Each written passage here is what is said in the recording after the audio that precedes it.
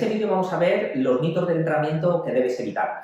He intentado componer 16 de ellos, o mejor dicho, he recopilado los 16 primero que me han venido a la mente, que más creo que me suelen preguntar. Hay muchísimos más, pero bueno, yo he recopilado tan solo 16 y vamos a intentar desglosarlos un poco dentro de este vídeo para ver si te puede ayudar en ese camino por conseguir, digamos, tu mejor versión, ¿no? Vale, mito número 1. ¿Ejercicio de máquinas o ejercicio con pesas? ¿Cuál es mejor? Bueno, ambos tienen sus beneficios, ¿no? El movimiento, digamos, con pesas o cargas libres favorece más movimientos más amplios en el que hay un grado mayor de implicación de articulaciones y eso tiene pues, un nivel de exigencia mayor a nivel muscular y a nivel nervioso. Las máquinas como contrapartida pues, podrían ser interesantes en un momento en el que hay pues, algún tipo de lesión o quieres enfatizar en alguna zona en concreto, en un movimiento en concreto de aislamiento, entonces ahí las máquinas pues también podrían ser interesantes. Entonces, claro, cada una tiene sus virtudes y las dos realmente son interesantes, pero si tuviese que decantarme por una de ellas, estaría claro que me decantaría por las pesas o por el entrenamiento con carga libre o con nuestro propio peso corporal, ¿no? Mito número 2. Si entreno más días, mejoraré más rápido. Esto realmente no es así, ¿no? Lo digo porque hay mucha gente que de no hacer nada de deporte quiere empezar a entrenar 4, 5, 6 días, ¿no? Ahí vamos a tope para intentar conseguir nuestra mejor versión en el menor tiempo posible. Entonces, entrenar más veces no significa que vayas a mejorar más. Primero, el aspecto fundamental y el más relevante que debes tener en cuenta es cuántas sesiones realmente puedes encajar. ¿De cuánto tiempo dispones a la semana o cuánto tiempo estás dispuesto o dispuesta a sacrificar para entrenar? Y a partir de ahí ya habría que verificar la dosis de entrenamiento, porque lógicamente los resultados se consiguen cuando descansas, no cuando entrenas. Entonces, si entrenas mucho y descansas poco, probablemente en las sesiones no generes la intensidad suficiente que se merece para poder, digamos, desarrollar entrenamientos pues, más intensos que favorezcan, digamos, ese desarrollo natural hormonal, este desarrollo de masa muscular, esa depleción y disminución de grasa corporal y favorecer también nuestro estado de salud, ¿no? Vale, mito número 3. Estirar antes evita lesiones. No, probablemente estirar antes en un entrenamiento que puedas hacer a una intensidad alta o elevada, probablemente vayas a tener más riesgo de lesión que si no estiras. Es decir, de otra cosa diferente es que puedes introducir en el calentamiento movilidad articular, el concepto en el que buscas mejorar tu rango de movimiento, pero no un estiramiento muscular. Porque lo que buscas es justamente poner el cuerpo en marcha y activarlo y no ponerlo en modo relajación ni modo zen. Entonces, no estiraría antes para evitar lesiones. Mito número 4. ¿Es posible transformar la grasa en músculo? No. Son dos tejidos diferentes. ¿Bien? La composición grasa es un tejido, la composición muscular es otro y uno no está directamente ligado con el otro. Bien, aunque sí que comparten aspectos entre sí, dentro, digamos, de nuestro metabolismo nosotros podemos trabajar y entrenar hacia, digamos, una depleción de grasa, una disminución de grasa o un aumento de masa muscular o una disminución de masa muscular. Es decir, se puede enfocar el entrenamiento hacia un tejido u hacia otro. De hecho, si ponemos ahora una comparación, imagínate una persona de 40 a 60 años que llega a pesar lo mismo, a los 40 pesa lo mismo que a los 60. Probablemente el aspecto que tenga sea diferente, ¿no? Imagínate que ambos pesan 60 kilos, 70, 80 kilos cada uno, ¿no? Tanto a los 40 como a los 80. Si es que peso lo mismo, pero es que no me veo igual, es que la ropa no me queda igual, es que mi aspecto frente al espejo no es el mismo. Bien, pues eso sucede porque probablemente lo que haya pasado es que la masa muscular haya disminuido, la grasa haya cogido todo ese volumen y entonces como la masa muscular pesa el doble casi que la grasa, pues ahí es donde tienes, digamos, ese cambio en el aspecto físico, ¿no? Mito número 5. Si dejas de entrenar, el músculo se convierte en grasa. No. Si dejas de entrenar, el músculo dejará de ser capaz de generar mayor fuerza, ser capaz de generar mayor intensidad, pero incluso disminuirá su volumen muscular, su tamaño, porque se ha inadaptado al entrenamiento, pero no se convertirá en grasa. La grasa aumentará porque habrá un aporte mayor calórico y porque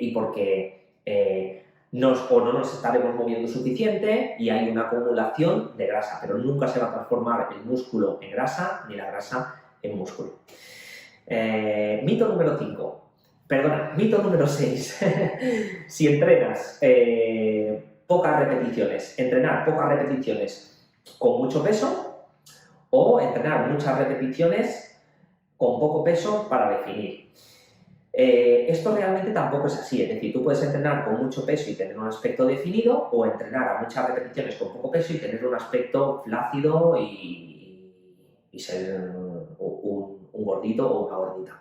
Bien, no viene definido tanto por las repeticiones o con el peso que trabajes en ese momento, que sí, luego en momentos puntuales de la preparación tiene su cabida, sí, no estoy diciendo que no, pero a lo que me refiero es que realmente lo que marca la diferencia es la capa de grasa que tienes encima.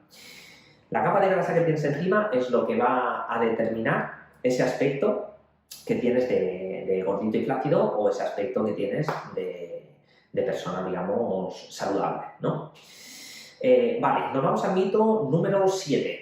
Los suplementos son fundamentales.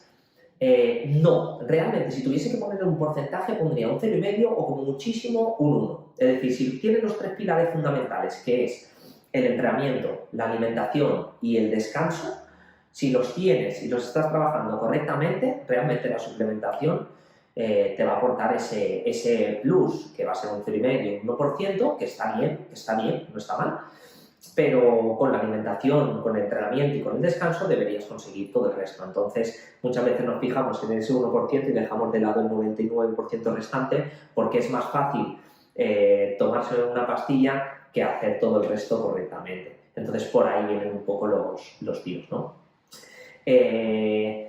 Mito número 8. Seguir los entrenamientos de famosos. Esto muchas veces pasa, ¿no? Que en las redes sociales vemos o en las revistas entrenamiento, pues, de gente muy famosa y ves, wow, pues que hace cosas espectaculares, a un ritmo elevado, y que si mira qué cuerpo tiene, y sí, tiene ese cuerpo y esa persona hace eso porque esa persona puede hacerlo, porque lleva mucho tiempo haciéndolo y porque está en ese nivel y es capaz de poder hacerlo. Quizás eso no sea lo mejor para ti, o si estás en ese nivel, quizás sí, si ese es tu objetivo, ¿no?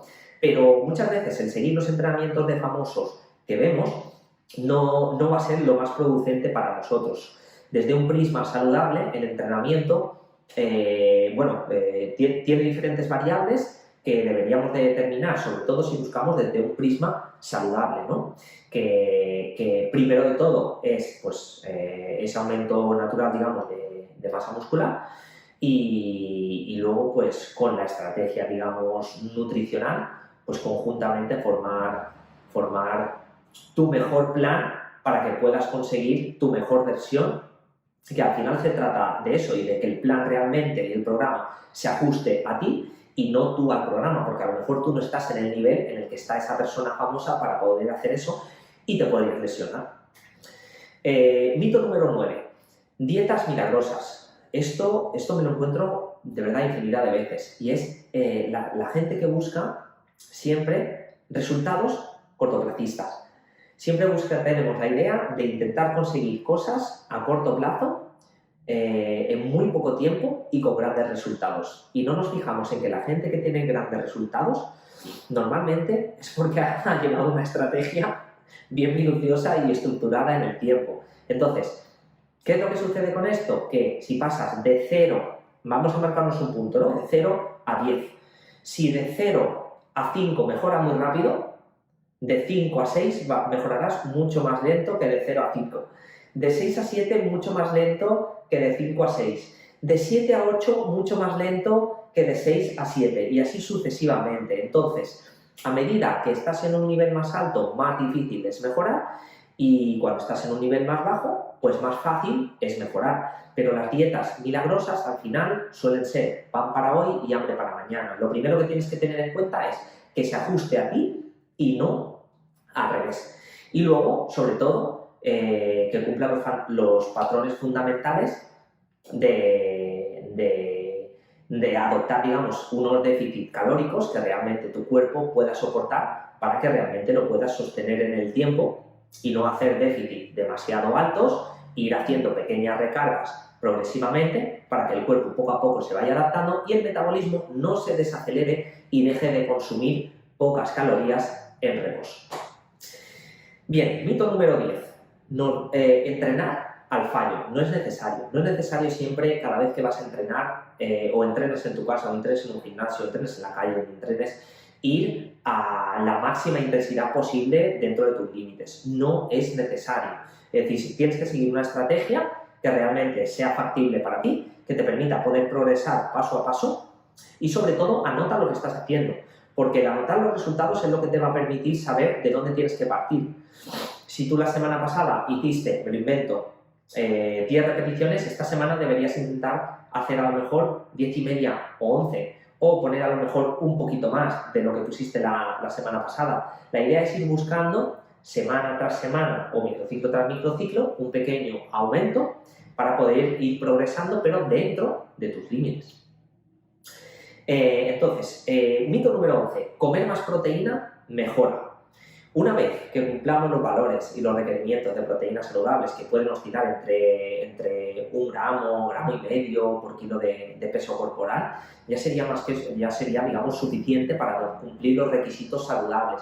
Ahora que después de ahí tienes un nivel más alto y más avanzado en el que tengas un consumo y un gasto mayor de proteína, pues entonces tendrás que introducir más si quieres que poco a poco el cuerpo se vaya adaptando, ¿no? Entonces, pasar los niveles saludables de proteína para intentar conseguir un cuerpo, digamos, con menos grasa, no tiene sentido una vez que cumplan ya los requerimientos del día, ¿no? Luego, mito número 12. Muchas abdominales para bajar la grasa de la barriga. Esto sí que me lo encuentro, de verdad, esto me he equivocado, tendría que haberlo puesto más adelante, más arriba de los primeros. Porque mucha gente se piensa que por hacer ejercicios abdominales, por hacer muchos ejercicios abdominales, van a definir las abdominales antes. Y lo que hay que tener en cuenta es que para definir las abdominales, lo que hay que quitarse es la grasa corporal que hay encima. Es decir, la grasa corporal que hay en la barriga. Entonces, lo primero que tienes que tener en cuenta es en adoptar un déficit calórico. Es decir, intentar consumir más de lo que, o mejor dicho, gastar más de lo que consumes. Y a partir de ahí empezarás a gastar grasa. Una vez que gastes grasa, ya quizás tendrías que plantearte la estrategia de poder, digamos, aumentar en masa muscular, una vez que ya hayas adquirido los valores de grasa saludables. Mito número 13. Azúcar para las agujetas. Esto se escucha hace infinidad de años atrás y realmente las agujetas son roturas musculares, entonces no tiene mucho sentido añadir azúcar. Tampoco es necesario tener siempre agujetas y entrenar a un nivel más alto, a un nivel, digamos, muy apurado constantemente, pero si tienes agujetas, pues nada, descansa, come bien y si es necesario, date un día más de descanso para poder llegar al siguiente entrenamiento bien cargado y adaptado. Mito número 14. Sudar más adelgaza más rápido. Muchas veces vemos a gente que se sube ahí en las bicis o se va a correr y se pone un montón de capas encima, fajas y lo que haga falta, porque así piensan que adelgaza más rápido. Realmente eso lo que te hace es sudar más, sacar más agua fuera del cuerpo, pero eso no está relacionado con la pérdida de grasa. Realmente para que pierdas grasa tienes que adoptar ese déficit calórico, ese pequeño déficit calórico en el día y lógicamente pues eso lo puedes hacer de dos maneras. Una, o quitas comida, dos, aumentas el gasto en el día a día, te mueves más. Vale, mito número 15. Cardiovascular, ejercicio cardiovascular, 30 minutos antes de para quemar grasa. Esto tampoco es necesario, es decir, hay que tener en cuenta que, como hemos dicho antes, para quemar grasa necesitas adoptar un déficit calórico. Entonces lo puedes hacer moviéndote más, pero no tiene por qué ser 30 minutos antes de entrenar, como se escucha muy a menudo también, ¿no? El cardio, digamos, o trabajo cardiovascular, vamos a llamarle a todo lo que sea movernos, ¿no? Que puede ser desde caminar, correr, nadar, montar en bici, remar, saltar en comba, todo este tipo de ejercicios los puedes hacer, si quieres hacerlos antes, los puedes hacer de tu sesión de entrenamiento, pero también tendrías que valorar si eso va a repercutir en que vayas a tener menos glucógeno para luego realmente poder desarrollar más intensidad cuando lo necesites en la sesión de entrenamiento. Entonces, cardiovascular 30 minutos antes para quemar grasa, no es cierto. Lo puedes hacer si quieres después, lo puedes hacer el día más tarde, no es necesario que lo hagas antes. Luego, mito número 16. Si las mujeres hacen pesas, pierden la forma femenina. Pues mira, yo diría justo todo lo contrario, ¿no?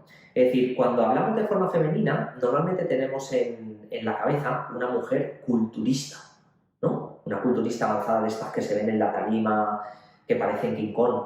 Bien, pues hay que tener en cuenta que la masa muscular en las mujeres, bien, lo que yo me suelo encontrar normalmente, las mujeres lo que quieren es tonificar. Y para tonificar lo que tienes que hacer, o llámale como tú quieras, ¿vale? Tonificar, definir, llámale como tú quieras. Para tonificar necesitas aumentar la masa muscular y disminuir la grasa. ¿Y por qué digo esto? Porque el entrenamiento con pesas para aumentar la masa muscular es necesario. El problema realmente que hay, ¿cuál puede ser? Pues que la grasa corporal que tengas, la capa de grasa que haya encima de ese músculo, sea muy alta. Y entonces va a dar ese aspecto de flácido, de mujer más robusta, más musculada, pero es por la grasa. Si tú disminuyes ese nivel de grasa, ya está, ya vas a tonificar y te vas a encontrar mucho mejor y mucho más a gusto. Entonces, ¿las pesas hacen perder la forma femenina?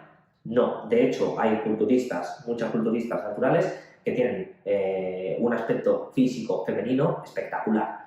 Entonces, ¿realmente las pesas hacen perder la figura femenina? La respuesta es no. Realmente es necesario, pero no solo por la figura, sino por nuestra salud, por nuestra fuerza, por nuestra masa muscular, por el deterioro que suele pasar después de la menopausia en las mujeres, ese deterioro óseo, ese deterioro